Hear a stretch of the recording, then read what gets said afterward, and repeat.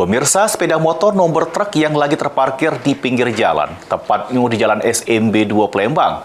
Peristiwa ini mengakibatkan dua pengendara mengalami luka serius serta harus dievakuasi ke rumah sakit.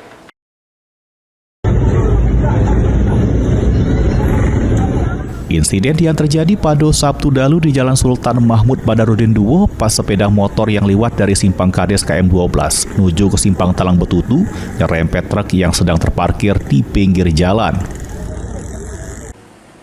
Salah seorang warga septa ngatoke kecelakaan terjadi sekira jam 6:30 sore. Kedua korban dewek ngalami luka serius. Untuk pengemudi motor ngalami patah tangan kiri, sementara penumpangnya ngalami luka di bagian kepala. Pas sesudah kejadian, kedua korban langsung dievakuasi oleh warga ke rumah sakit terdekat guna ke mobil. Ada suara kan? Pasti. Itu dia nomor apa? Nabrak apa? Nomor mobil lagi pakai. Itu memang untuk itu yang nabrak tadi wong dua atau dia? Emang dua cewek.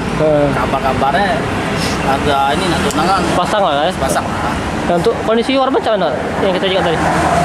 Yang cewek parah. Kadang belum sadar lagi bawa sakit. Itu lukanya di bagian mana kalau kita lihat tadi? Ini Di kening ya? kening belah.